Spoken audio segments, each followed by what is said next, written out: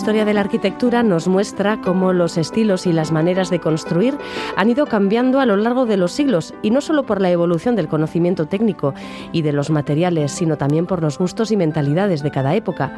Porque tras ese dinamismo constructivo que transforma los paisajes, hay motivaciones que en todo tiempo y lugar han llevado a las comunidades humanas a levantar edificios cada vez más altos, más grandes, más vistosos, o a modificarlos por completo y a darles un aire más acorde con ese afán de modernidad. Nuestro invitado es un especialista en la arquitectura monumental vasca. Durante muchos años se ha dedicado a su restauración y a su investigación, además de a la enseñanza. La Universidad del País Vasco acaba de publicar su tesis doctoral, que trata sobre un aspecto que apenas había sido tratado hasta ahora dentro de su especialidad.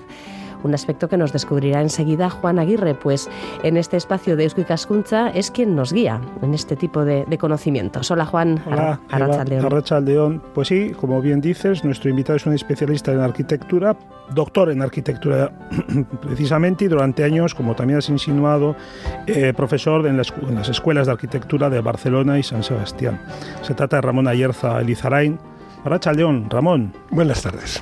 En la actividad profesional has estado orientado hacia la restauración de edificios de nuestro patrimonio monumental, como iglesias, conventos, casas-torre o caseríos de valor histórico-artístico. Eres miembro de Eusko Ikaskuntza, de la Sociedad de Estudios Vascos, y además socio de número de la Real Sociedad Vascongada de Amigos del País. Y esta tesis a la que ha citado, a la que se ha referido Eva, se ha publicado ahora, sí, efectivamente, en forma de libro por la Universidad del País Vasco, y se titula Iglesias de madera en Guipúzcoa. Porque, claro, cuesta imaginar, Ramón, que durante siglos en nuestro país las viviendas y las iglesias eran íntegramente de madera. Y más aún todavía, incluso edificios que hoy presentan un aspecto rotundamente pétreo, pues en origen tuvieron muros de madera, ígneos. Sí, sí. ¿Cómo se revela hoy ese pasado? ¿Cómo se puede observar, analizar, descubrir ese origen? Es que la arquitectura originalmente era casi toda ella de madera. La arquitectura, los mayores edificios construidos por el hombre en piedra son las pirámides de Egipto. Bueno, pues, que además las ves y son increíbles. Bueno, pues la gente que construyó las pirámides, los faraones que construyeron Khufu, Keops, que construyó su gran pirámide en Egipto, vivía en un palacio íntegramente de madera. Los faraones vivían todos en edificios de madera. La piedra es el material de mayor durabilidad, de mayor prestigio, pero claro, la madera es más cómoda, más grata, más cálida, más fácilmente levantable y tratable y trabajable, y la verdad es que se ha construido madera. En los países húmedos que han contado con árboles, como hay aquí en el País Vasco, pero como hay en toda Europa, siempre se ha construido básicamente en madera, y los palacios, las torres, las fortificaciones. Ahora algunas películas presentan las fortificaciones romanas hechas a base de troncos de madera, la construcción tradicional de Turquía, la construcción tradicional de Rusia, la estadounidense, son íntegramente de madera. Usted ha estudiado la arquitectura renacentista en una zona concreta de Guipúzcoa, donde se concentra un número importante de edificios con gran interés monumental. ¿Qué explicación tiene que en una zona rural bastante reducida, bastante pequeñita, y fuera además de las principales vías de comunicación, se levantaran templos modernos para su época? Esa comarca de Guipúzcoa es la alcaldía mayor de Areria. Vamos a explicar qué es una alcaldía mayor. Una alcaldía mayor es un territorio suficientemente pobre como para que los aldeanos de ese territorio tengan dificultades para mantener una vida municipal boyante, pimpante. Entonces se reúnen en alcaldías mayores en las que la corona, el rey, nombra un alcalde natural, que es alcalde de todas las aldeas, y esa gente vive en esos medios, ya digo, más deprimidos, más pobrecitos. ¿Qué ocurre en la Alcaldía Mayor de Areria? Pues que hay una serie de aldeas que en su momento, estamos hablando del Renacimiento, construyen sus templos parroquiales, como los construía absolutamente todas las poblaciones, villas y aldeas de la provincia de Guipúzcoa. Cuando se construye porque hay dinero para hacerlo. El estilo no es problema. El estilo viene prácticamente prefijado por el ambiente cultural. La gente no dice voy a hacer un templo renacentista, no. Dicen voy a hacer un templo grande, si puedo más grande que el de mi vecino, y el estilo lo pondrá la época. ¿Qué ocurrió en Guipúzcoa? Que cuando se derrotó a los parientes mayores se configuró una situación social tremendamente esperanzadora. Había por fin paz, después de 2 o 3 siglos de estarse dando leñazos en la cabeza, todos contra todos. Al mismo tiempo, las ferrerías iban boyantes, había dinero. El famoso acero de Toledo se fabricaba en Mondragón. Ese famoso acero que se metía en las aguas del Tajo y adquiría un temple especial, en realidad se hacía en Mondragón. Había dinero. Se había participado en la conquista de Sevilla.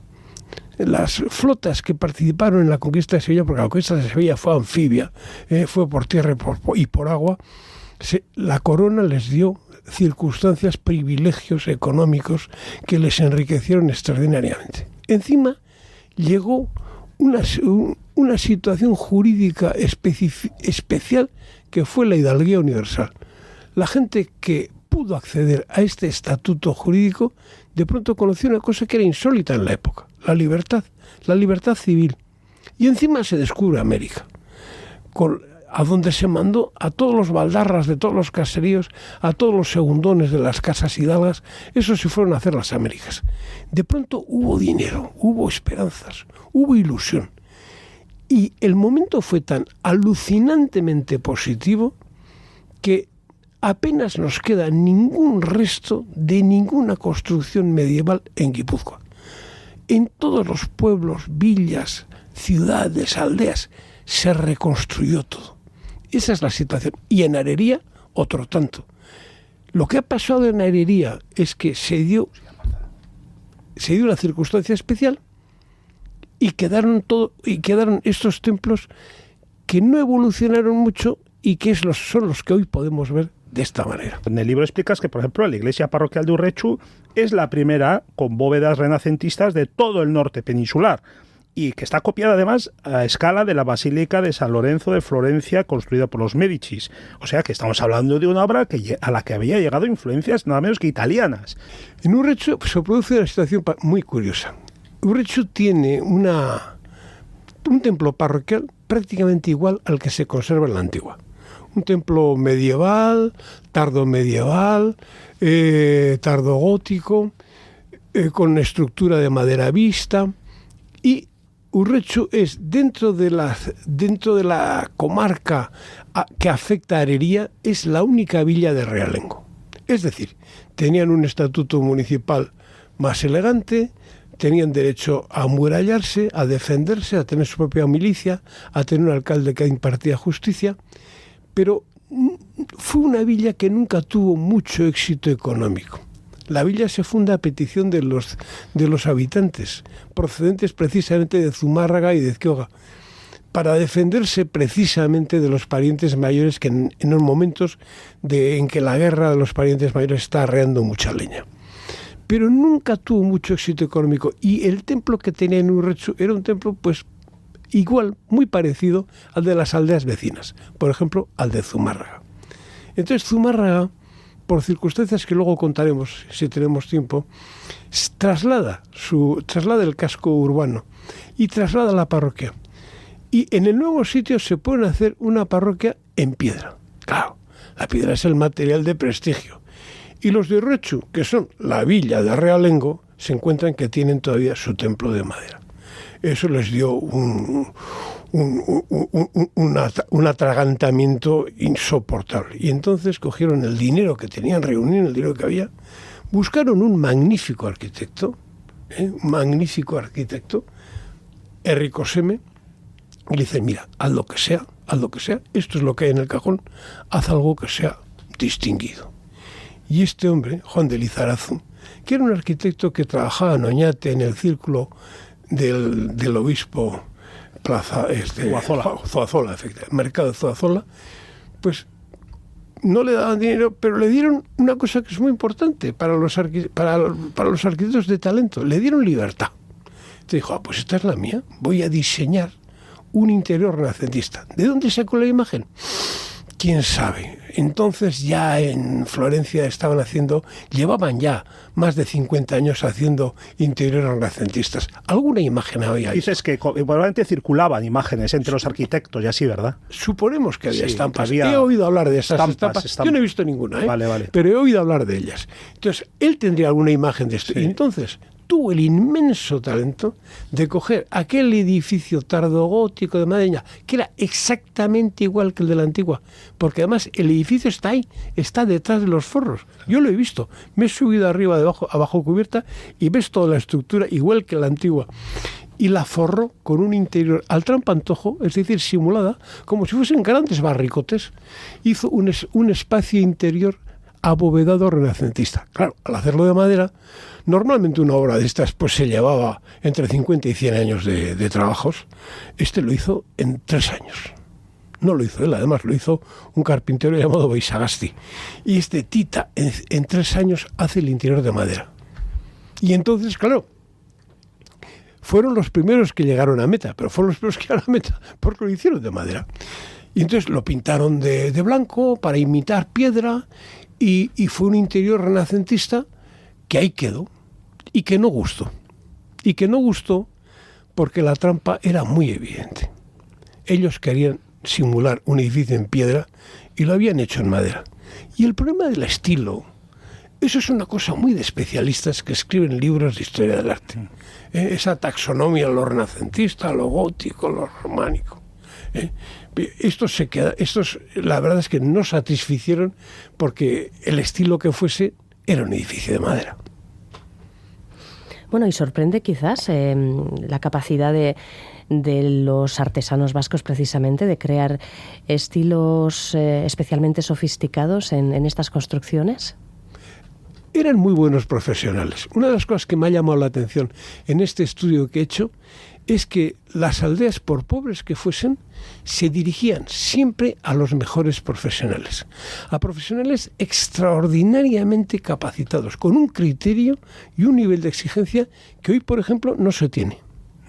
Oye, Ramón, y estos edificios sacros de madera que tú en tu investigación, en tu tesis doctoral, fijas concreto tu mirada sobre los de esta comarca que has descrito de Guipúzcoa, ¿se dieron también en otros territorios colindantes, en Vizcaya, en Guipúzcoa, en Vizcaya, en Álava, en Navarra? Sí, por supuesto, siempre dependiendo de la disponibilidad de madera. Pero se dieron. Sí. ¿Y quedan vestigios? Sí, claro, por supuesto. Vale. Este estudio se relaciona con con una investigación que dirigió Alberto Santana sobre arquitectura en madera en la comunidad autónoma vasca. Es verdad que se encontraron muy pocos ejemplos en Álava, pero por ejemplo muchos en Vizcaya. Lo que pasa es que hay que decir una cosa. La arquitectura en madera en Vizcaya tiene una razón de ser y una época de construcción muy parecida a la guipuzcoana, pero realizaciones diferentes. La guipuzcoana es más conservadora, es más gotizante, la arquitectura vizcaína es más renacentista y sobre todo, pero es una cosa que yo creo que sigue siendo verdad hoy, es más alegre. Uh-huh. Se pinta con más... es más alegre, pintan con otros colores, con otra alegría, con otra soltura. Y hay una arquitectura, hombre, basta con ir a ver, por ejemplo, el interior de la iglesia parroquial de Ibarranguelua, que por fuera, además, no lo parece, pero tiene un interior alucinante, entablado, con unas bóvedas, imitando unas lacerías, todo, absolutamente todo en madera, pintado con una alegría increíble. Bueno, se tiende a creer que los edificios de madera no han sobrevivido por tratarse de un material frágil, que al ser orgánico se deteriora, que puede ser pasto de las llamas. Sin embargo, usted sostiene que tras la desaparición o la preservación de la madera hay causas de tipo económico y sobre todo de mentalidad, ¿no? ¿Qué produjo el paso, qué condiciones intervinieron en el paso de la madera a la piedra? Vamos a decirlo con toda claridad. Se construye básicamente... Se construye para atender necesidades, claro. Pero entre estas necesidades, una de las más importantes, una de las más perentorias, es la necesidad de presumir. Y claro, con madera, como ya se sabe que la madera es un recurso económico y como para presumir hace falta despilfarrar, pues la arquitectura en madera es poco despilfarradora y da lugar a pocas ocasiones de sacar pecho.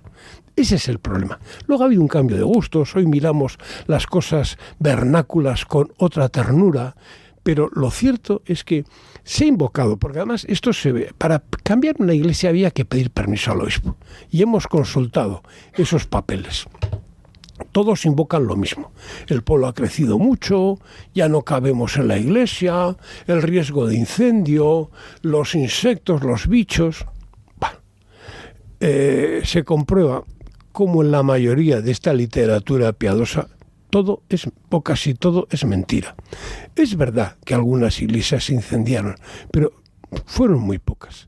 Y la mayoría de las iglesias que pidieron permiso porque estaban en mal estado y se iban a caer en el siglo XVI o XVII, y necesitaban reformarse, siguen siendo hoy todavía capaces para las poblaciones que viven en esas aldeas y no se han caído, están perfectamente.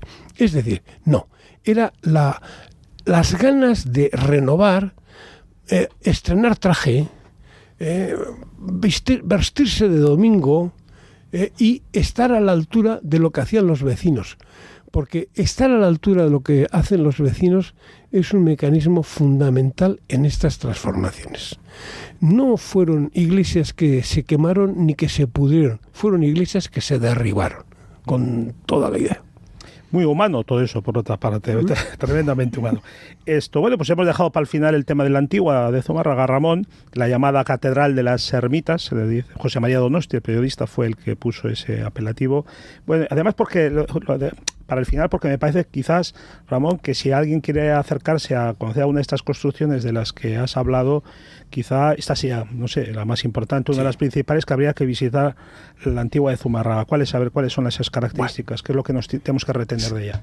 La Antigua ya se llamaba la Antigua en el siglo XV.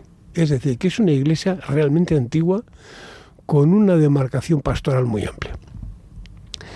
Lo que pasa es que en la Antigua se da, muy propiamente además, tratándose de un templo cristiano, se da una situación milagrosa. La Antigua, se puede hablar del milagro de la Antigua, porque la Antigua es una iglesia que responde a la tipología habitual de todos los templos de su época en Guipúzcoa, de la mayoría de los templos de su época en Guipúzcoa, pero que por una serie de circunstancias políticas, el patronazgo de los Lazcano, que debe ser una gente muy dura, hace que los de Zumárraga, después de un montón de pleitos contra la casa de Lazcano, decidan trasladar la parroquia a donde ahora está, en el fondo del valle. Y dejan la Antigua atrás, ligada a los intereses de los Lazcano, y además la degradan a nivel de ermita. La Antigua, la verdad es que estaba advocada a su destrucción, a su demolición y reaprovechamiento de los materiales. Sin embargo, y aquí viene el milagro de la Antigua tuvo siempre gente partidaria que impidió que se derribase y tuvieron dinero suficiente para mantenerla, pero nunca tanto como para transformarla. Y de alguna manera la Antigua se queda configurada en su aspecto del siglo XVI y se ha mantenido con algunas agresiones ligadas siempre a actuaciones de restauración, pero la Antigua se ha mantenido perfectamente de una manera, pues como esos mamuts que se encuentran metidos en el hielo. Pues la Antigua es el mamut de los templos guipuzcoanos. Quisiera decir una cosa, del nivel cultural que inspira estos templos. Si uno coge porque he buscado de dónde sale la idea. Son basílicas, pero son basílicas que si uno lee la descripción que hace Vitruvio de la Basílica Romana en el interior de la Antigua, en el libro quinto del Tratado de Vitruvio, uno cree que Vitruvio está describiendo la Antigua. Es exactamente lo que dice Vitruvio. Es una cosa, es fascinante, te da una sensación de déjà vu. Y luego dices, ¿y qué nivel cultural de esta gente que intervenía? Hemos estudiado las iglesias de Urrechu, Ezquioga, Itxaso y Astigarreta. Todas las grandes, Ezquio, Zumárraga, Urretxu están proporcionadas tanto en planta como en sección transversal con la proporción áurea. Las otras dos con raíz de 2. Eso no es casual, eso es absolutamente deliberado y te indica, porque claro, no olvidemos nunca, y esto es importante recordarlo siempre, que el lenguaje profundo de la arquitectura es la geometría. No hay una arquitectura que merezca la pena que se haga con desdén hacia la geometría. Estas iglesias tienen un altísimo nivel cultural.